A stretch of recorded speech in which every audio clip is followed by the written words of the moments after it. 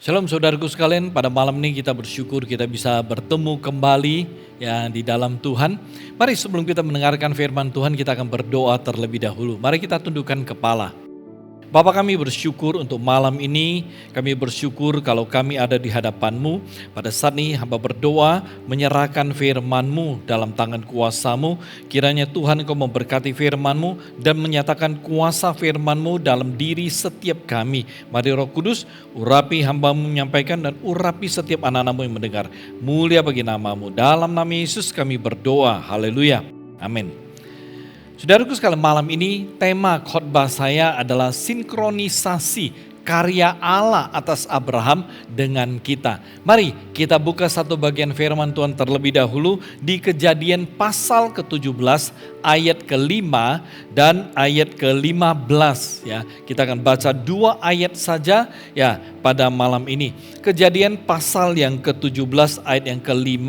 Mari saya bacakan untuk Anda terlebih dahulu ya, Anda perhatikan ya Alkitabmu. Karena itu namamu bukan lagi Abram, melainkan Abraham, karena engkau telah kutetapkan menjadi bapa sejumlah besar bangsa. Kita melihat kembali di ayat ke-15 dari pasal ke-17. Selanjutnya Allah berfirman kepada Abraham tentang istrimu Sarai. Janganlah engkau menyebut dia lagi Sarai tetapi Sarah, itulah namanya. Haleluya. Nah, saudaraku sekalian, dari 2 ayat ini kita menemukan bahwa Tuhan menambahkan huruf H ya, dalam bahasa Ibrani disebut He ya, ke dalam nama mereka. Ya, kita tahu bahwa huruf H itu ya merupakan nama singkat ya dari nama Tuhan sendiri, yaitu Yahweh. Nah, ada hal yang menarik ya yang bisa kita pelajari dengan maksud daripada Tuhan mengubah nama mereka dan menempatkan nama Tuhan di dalam nama mereka. Di sini ya kita melihat bahwa Tuhan memberitahukan kepada Abraham dan Sarah bahwa Tuhan itu akan selalu berada di dalam kehidupan mereka dan menyertai mereka. Nah, saudaraku sekalian, apa yang Tuhan lakukan atas Abraham dan Sarah itu juga berhubungan erat dengan kehidupan kita pada hari ini. Oleh sebab itu saya mengajak saudara-saudari untuk melihat beberapa gambaran dari apa yang Allah ya kerjakan dalam hidup Abraham yang juga Allah kerjakan di dalam kehidupan kita. Yang pertama, gambaran yang pertama adalah bahwa Allah mau selalu terlibat di dalam hidup kita. Allah mau selalu terlibat di dalam kehidupan kita. Ini merupakan sebuah kenyataan yang sangat indah dan kesukaan yang sebenarnya bagi kita. Ya, nah saudaraku sekalian, kerinduan Allah, keinginan Allah untuk selalu terlibat di dalam kehidupan kita. Nah, ini kenyataan itu kemudian dipertegas oleh Tuhan Yesus di Matius pasal 28 ayat 20 ya bagian B. Firman Tuhan berkata seperti ini. Dan ketahuilah, aku menyertai kamu senantiasa sampai kepada akhir zaman. Nah, ini hal yang sungguh-sungguh luar biasa. Tuhan Yesus kembali ya meneguhkan akan apa yang Allah akan lakukan di dalam kehidupan kita, yaitu bahwa Dia akan senantiasa menyertai kita. Dia akan senantiasa berada di dalam kehidupan kita. Dia senantiasa mau terlibat di dalam hidup kita. Saudaraku sekalian, kita kembali melihat bahwa keterlibatan Tuhan di dalam kehidupan Abraham dan Sarah itu terjadi di berbagai aspek ya kehidupan mereka. Saudaraku sekalian, kita bisa melihat bahwa Tuhan terlibat di dalam pernikahan mereka. Saudaraku sekalian, ya kenapa saya berkata demikian? Di dalam Kejadian pasal 12 ayat 14 sampai 17 ada sebuah peristiwa, yaitu bahwa pada waktu mereka masuk ke Mesir, Firaun melihat bahwa Sarah itu begitu cantik dan Firaun ingin mengambilnya ya dari Abraham. Saudaraku sekalian, pada waktu Firaun ya ingin mengambil Sarah, Tuhan kemudian menumpahkan, Tuhan mencurahkan tulah atas Firaun. Kita melihat bahwa Tuhan terlibat di dalam pernikahan mereka. Tuhan menjaga ya pernikahan mereka dari kecemaran yang akan terjadi. Nah, kita lihat di hal yang lain, Tuhan juga terlibat di dalam kehidupan keuangan mereka. Saudaraku sekalian, Kejadian pasal 13 ayat 1 sampai 6, kita bisa membaca tentang bagaimana Abraham itu diberkati Tuhan sehingga menjadi orang yang sangat kaya. Ya, selain dalam pernikahan, selain dalam keuangan, Tuhan juga terlibat di dalam ya keamanan ya kehidupan mereka. Dalam Kejadian pasal 14 ayat 12 sampai 16, kita menemukan bahwa Tuhan memberikan Abraham orang-orang yang terlatih berperang. Pada waktu Lot ditangkap oleh raja lain, maka Abraham membawa orang-orangnya yang begitu dahsyat, yang terlatih, itu kemudian membebaskan Lot dari raja, dari musuh mereka. Dan di samping itu kita juga melihat bahwa Allah terlibat di dalam kehidupan keluarga Abraham dan Sarah, ya, di mana Tuhan kemudian memberikan mereka seorang anak kandung. Ya, kita bisa membaca dalam Kejadian pasal 21 ayat 2 dan 3. Nah, saudaraku sekalian, sebagaimana Tuhan terlibat di dalam hidup Abraham dan Sarah, demikian juga Tuhan mau terlibat di dalam kehidupan Anda dan saya. Tuhan mau terlibat di dalam kehidupan kita semua. Nah, Tuhan mau terlibat di dalam kehidupan kita agar kita bisa menikmati kehidupan yang penuh dengan sukacita dan kehidupan yang penuh dengan damai sejahtera. Ini luar biasa. Nah, saudaraku sekalian, cara Tuhan terlibat di dalam kehidupan kita adalah dengan membantu kita sehingga kita bisa berhasil di berbagai aspek kehidupan kita. Ya, contohnya seperti membantu kita berhasil di dalam usaha atau karir kita. Karena itu saudaraku sekalian, mari ya selalu libatkan Tuhan di dalam usaha, di dalam karir Anda. Selalu berdoa, menyerahkan akan usahamu kepada Tuhan, ya, mempertaruhkan usahamu, ya karirmu ke tangan Tuhan, dan tahu bahwa Tuhan itu Allah yang akan memberkati. Tuhan akan menjadikannya berhasil. Nah, selain itu, ya Tuhan akan membantu kita berhasil di dalam kehidupan keluarga kita. Ya, oleh sebab itu, mari jangan lupa ya menyerahkan kita punya suami, ya kita punya istri, kita punya anak-anak ke dalam tangan Tuhan. Ya, selalu ya serahkan, selalu doakan mereka dan minta Tuhan memberkati. Ya, saudaraku sekalian, pada waktu kita berdoa dan kita minta Tuhan terlibat, maka Tuhan pasti akan terlibat di dalam kehidupan keluarga kita. Nah, bagi Anda yang masih sekolah, bagi Anda yang masih studi, saudaraku sekalian, mari Tuhan ingin membantu Anda berhasil di dalam studi Anda. Ya, oleh sebab itu pada waktu Anda yang masih sekolah, berdoa, minta Tuhan memberikan engkau kecerdasan, minta Tuhan memberikan engkau kemampuan untuk belajar dengan rajin. Nah, Tuhan juga rindu membantu Anda berhasil di dalam pelayanan Anda, ya, dan berbagai aspek yang lain. Oleh sebab itu saudaraku sekalian, satu hal yang Anda perlu mengerti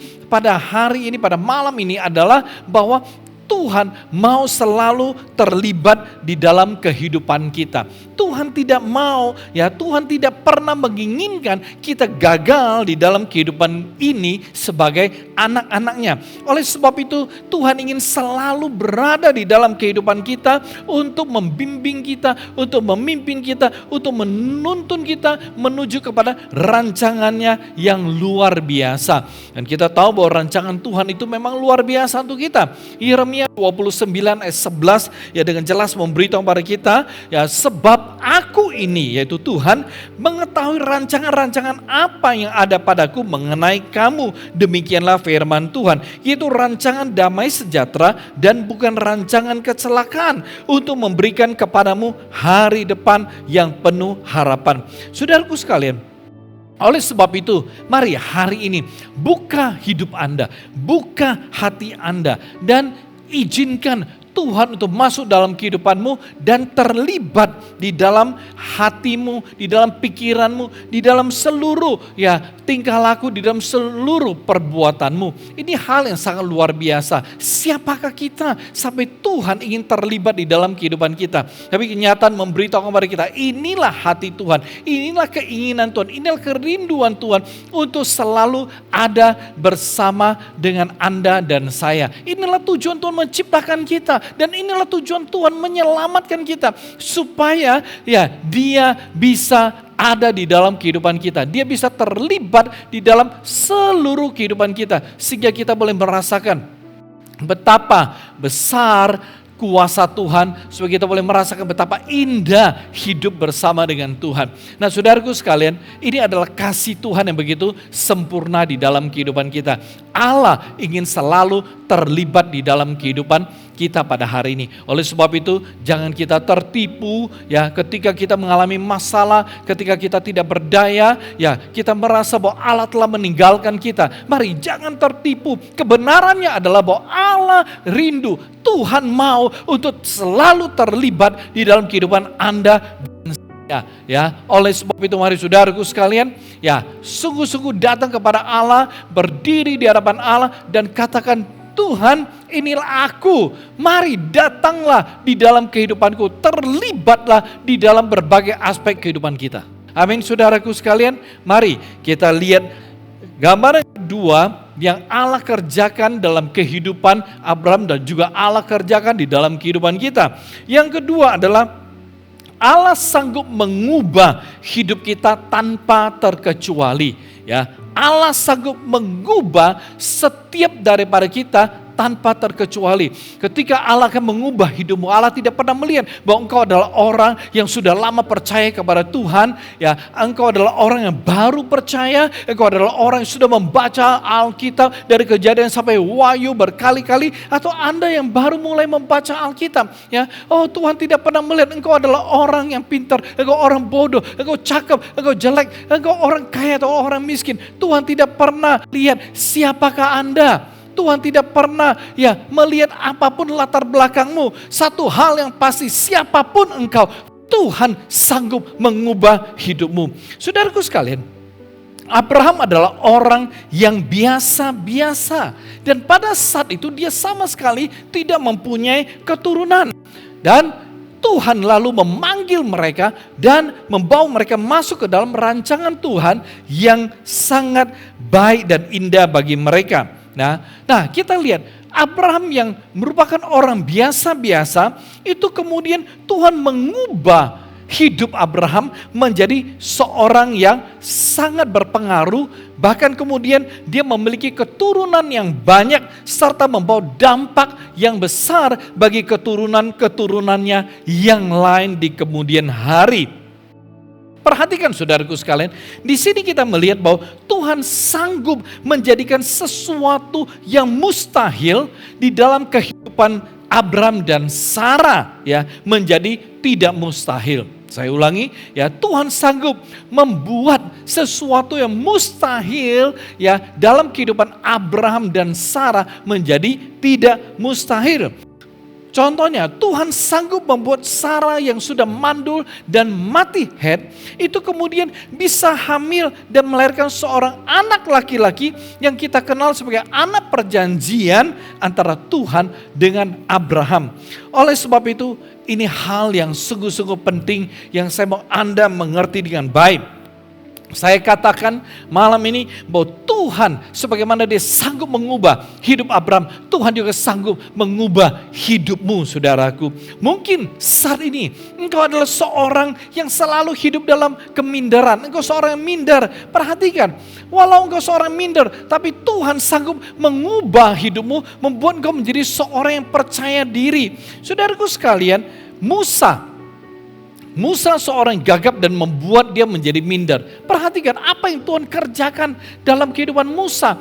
Musa seorang minder, tetapi Tuhan sanggup mengubah hidupnya, menjadikan dia sebagai seorang pemimpin besar di dalam sejarah bangsa Israel.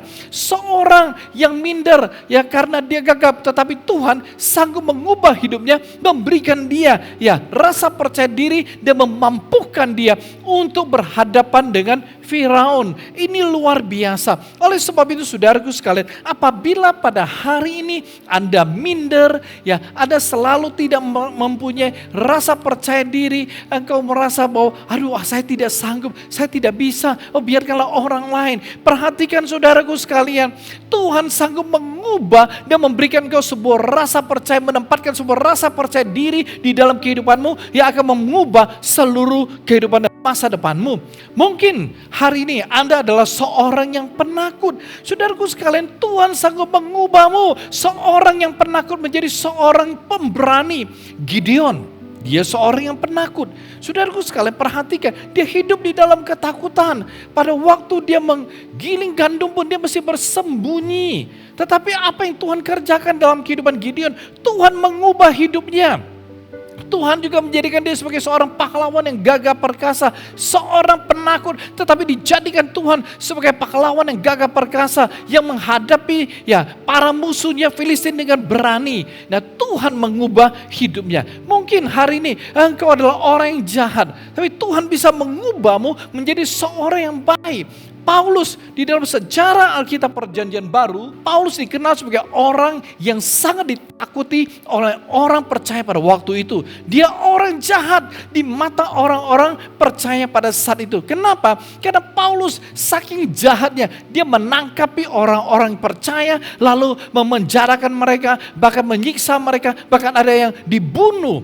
Nah, saudaraku sekalian, tetapi apa yang Tuhan lakukan? Apa yang terjadi dengan Paulus? Seorang yang jahat, tetapi Tuhan ubah menjadi seorang yang baik. Tuhan ubah menjadi alat. Tuhan ubah menjadi bejana Tuhan yang sangat luar biasa. Dan Tuhan pakai dengan sangat dahsyat menjadi berkat bagi banyak orang dan membawa dampak yang luar biasa. Nah, Tuhan sanggup mengubah kehidupan setiap orang. Mungkin hari ini engkau adalah orang selalu hidup dalam kekhawatiran, ya, selalu cemas, selalu khawatir. Saya mau katakan Tuhan bisa mengubah hidupmu dan menjadikan engkau seorang yang bisa hidup dengan tenang. Ya, mungkin engkau adalah seorang yang selalu hidup dalam kekurangan. Saudaraku sekalian, Tuhan sanggup mengubah hidupmu sehingga engkau bisa hidup berkecukupan. Banyak yang Tuhan bisa lakukan, ya. Tuhan bisa mengubah kehidupanmu secara total. Tuhan bisa mengubah kehidupanmu 180 derajat. Tuhan bisa menjadikan engkau berbeda dari siapakah Anda sebelumnya. Oleh sebab itu ini hal yang sangat menarik. Murid-murid Tuhan Yesus, saudaraku sekalian, kita tahu bahwa mereka adalah orang-orang biasa. Tetapi Tuhan kemudian mengubah hidup mereka dan menjadikan mereka alat Tuhan yang luar biasa. Saudaraku sekalian, hari ini mari percayalah sebagaimana Tuhan mengubah kehidupan Abraham dan Sarah, juga para tokoh-tokoh di Alkitab, atau orang-orang yang Anda kenal, yang ada di tempatmu, mungkin juga keluargamu. Ketika Tuhan mengubah mereka, ketika Anda melihat, Anda mendengar, Anda tahu bahwa Tuhan sanggup dan Tuhan mampu mengubah mereka, maka saya katakan bahwa Tuhan juga sanggup mengubah hidupmu dan mengubah keadaanmu. Tidak ada yang bisa menghalangi Tuhan ketika Tuhan ingin mengubahmu. Ya, tidak ada yang bisa membuat Tuhan berhenti mengubahmu. Tidak ada hal yang benar-benar membuat Tuhan tidak bisa mengubahmu. Saudaraku sekalian, ketika Tuhan ingin mengubahmu, ya, keadaanmu yang sesulit apapun, atau bahkan ketika Anda sendiri pun merasa bahwa keadaanku yang sudah demikian susah, demikian sulit, Tuhan mana bisa ubah?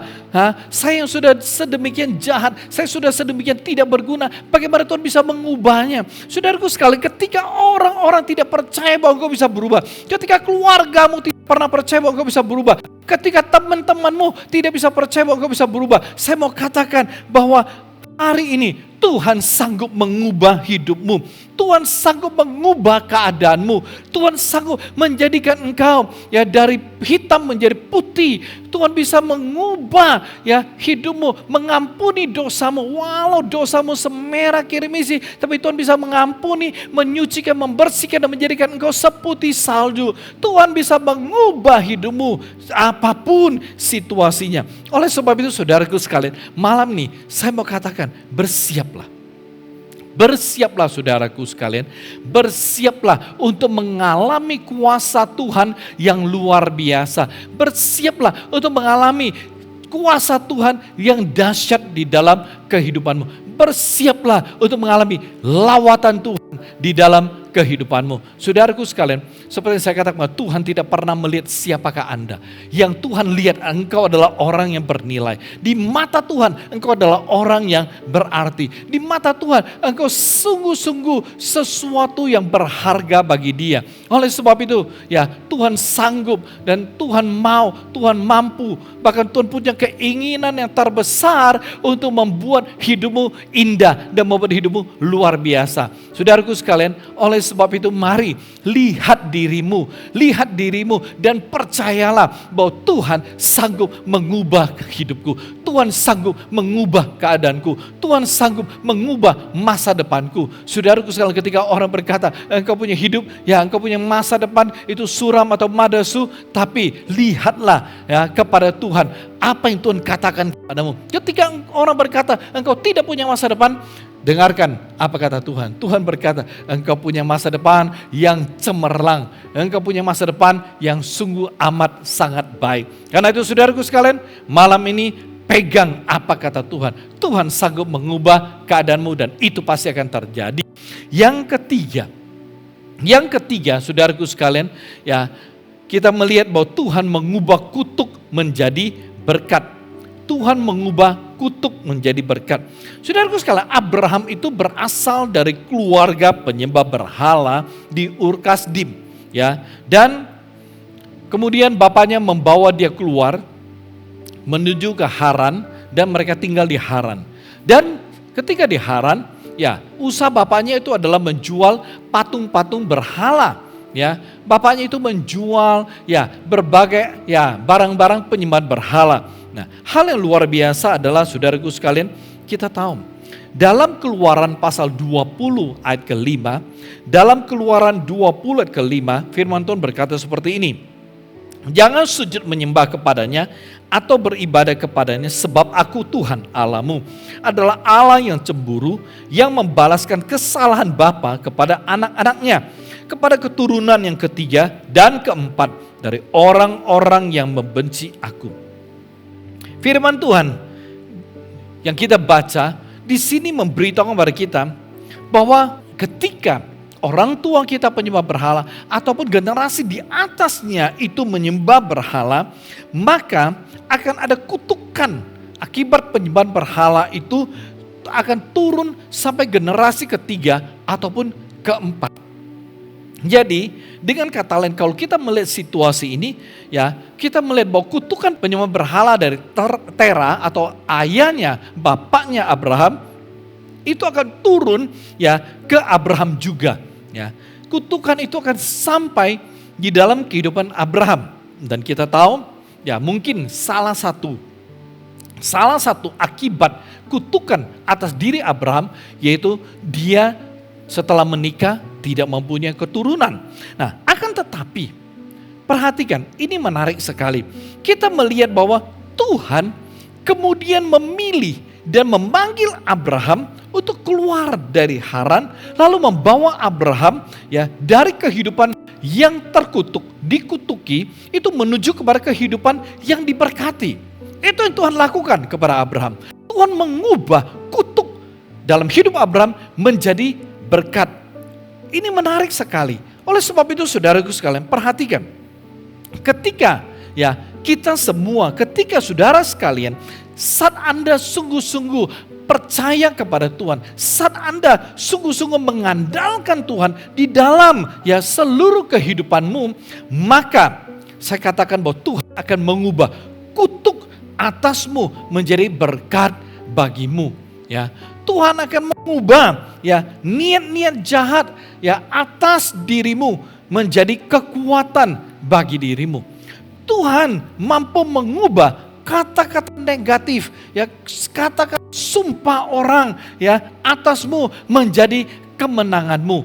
Nah, ini menarik sekali. Saudaraku sekalian perhatikan, Tuhan sanggup mengubah kutuk menjadi berkat. Oleh sebab itu kita perlu bersyukur bahwa kita mempunyai Tuhan yang maha kuasa. Karena itu jangan pernah takut dengan kutukan-kutukan yang berasal dari generasi-generasi di atas kita. Jangan pernah takut dengan kutukan-kutukan sumpah serapah orang, ya kata-kata negatif daripada orang. Jangan takut dengan niat-niat jahat orang atas kehidupan kita. Kenapa? Karena kita punya Allah yang mengubah kutuk itu menjadi berkat. Kita punya Allah yang menjadikan ya kehidupan yang dibawa kutuk menjadi kehidupan yang ada di dalam berkat. Oleh sebab itu saudara sekalian, ini hal yang sangat luar biasa. Kita melihat ketika kita punya Allah yang sanggup mengubah kutuk menjadi berkat, maka kita telah melihat sebuah kemenangan yang luar biasa Allah telah berikan kepada Anda dan saya. Amin saudaraku. Oke, kita lihat yang keempat. Ya, gambaran akan apa yang Allah kerjakan dalam diri Abraham juga Allah kerjakan di dalam diri kita, yaitu Tuhan mau kita hidup dengan iman di dalam Dia senantiasa. Ya, Tuhan mau kita hidup dengan iman di dalam Dia senantiasa. Saudaraku sekalian perhatikan, ketika Tuhan datang kepada Abraham dan memanggil Abraham di dalam Kejadian pasal ke-12 ayat 1 sampai dengan 3, ya. Di sini kita melihat bahwa Tuhan memberikan sebuah janji yang sangat besar akan masa depan Abraham. Nah, kemudian ketika kita melihat ayat-ayat selanjutnya di Kejadian 12 dikatakan bahwa Abraham percaya kepada Allah, ya. Abraham percaya kepada Allah. Pada saat Allah datang dan memberikan janji, langsung Abraham percaya kepada Allah. Ya, kita juga melihat pada saat Tuhan menjanjikan anak bagi Abraham, apa respon Abraham? Alkitab berkata Abraham percaya kepada Allah.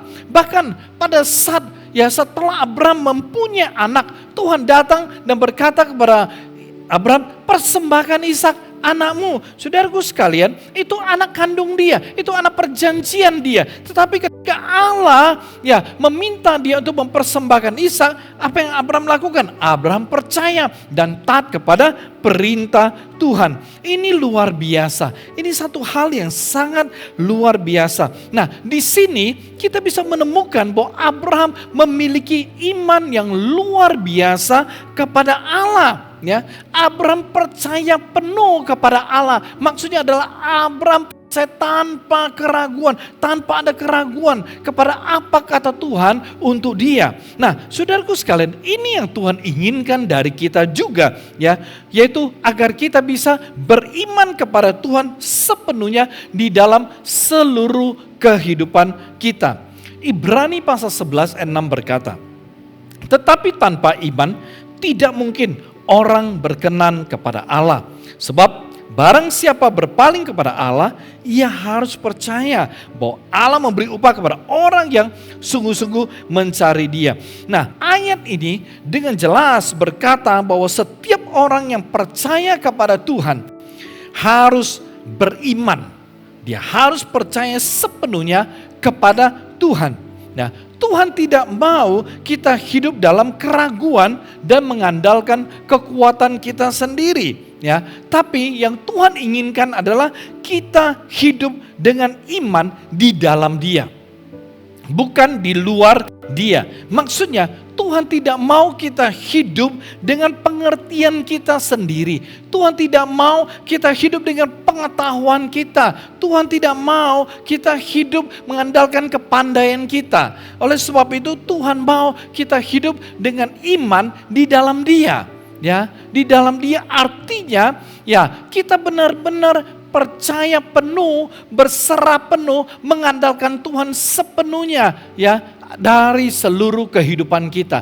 Apapun yang kita rindukan, apapun yang kita inginkan, apapun yang kita alami, apapun yang kita hadapi, hal-hal yang baik, hal yang tidak baik, hal yang menakutkan, hal yang menggembirakan, hal-hal yang mencemaskan, atau hal yang membahagiakan, apapun yang kita hadapi dalam kehidupan kita, Tuhan mau kita mengandalkan Dia sepenuhnya. Tuhan mau kita percaya sepenuhnya. Tuhan tidak mau kita ragu sedikit pun akan kuasanya, akan kasih sayangnya, akan penyertanya, akan pimpinannya di dalam kehidupan kita. Saudaraku sekalian, ya Tuhan mau kita seperti Abraham yang hidup dengan iman di dalam Tuhan. Nah, ini hal yang luar biasa. Ya, Tuhan ingin agar kita bisa seperti Abraham yang selalu mempercayakan seluruh hidup kita sepenuhnya hanya kepada Tuhan.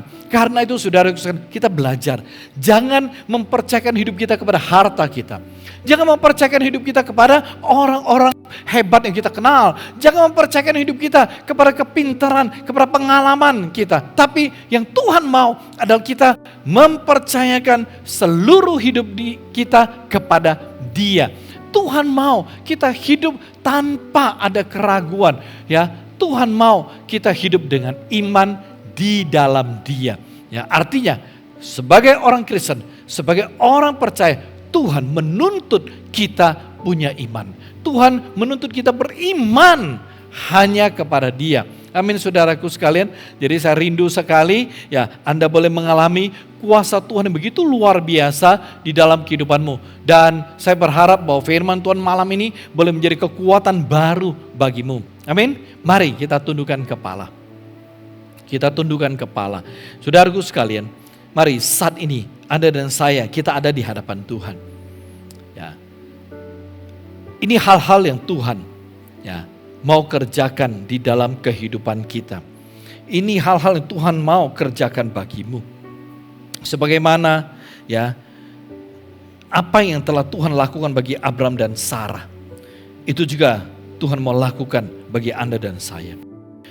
Mau selalu terlibat di dalam kehidupan kita. Ya, Tuhan mau ya Anda tahu dan percaya bahwa Dia sanggup mengubah hidupmu tanpa terkecuali. Tuhan mau Anda menyadari bahwa Dia sanggup mengubah kutuk menjadi berkat. Dan Tuhan mau engkau selalu beriman, hidup dengan iman di dalam Dia. Mari saudaraku sekalian. Ketika engkau hidup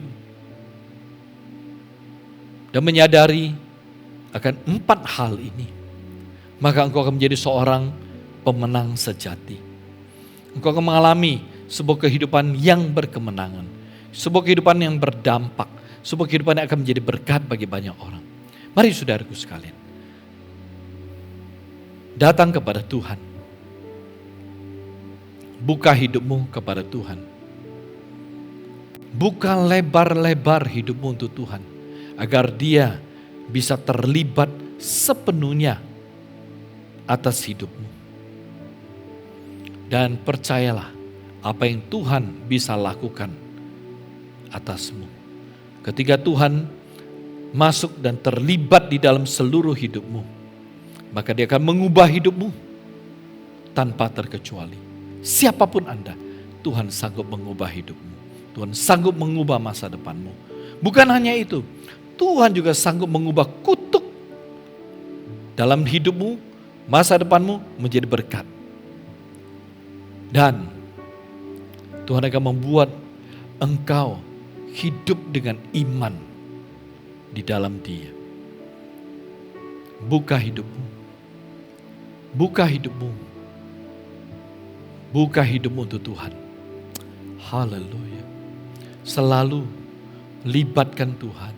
Selalu undang Tuhan untuk bertata, berotoritas atas hidupmu. Dan ketika Dia terlibat, maka Dia akan memimpin engkau kepada rencananya yang luar biasa. Haleluya, glory, glory Jesus, haleluya. Hamba berdoa menyerahkan firman-Mu.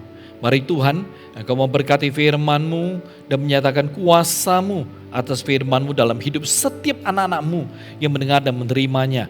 Dan Tuhan memberkati, biarlah melalui firman Tuhan malam ini mereka boleh bertumbuh lebih dan mereka boleh masuk dalam rancangan-Mu dan mengalami kuasa-Mu yang begitu indah bagi mereka di dalam kehidupan mereka. Mulia bagi nama-Mu, mulia bagi nama-Mu. Di dalam nama Yesus Tuhan kami berdoa, bersyukur. Haleluya. Amin.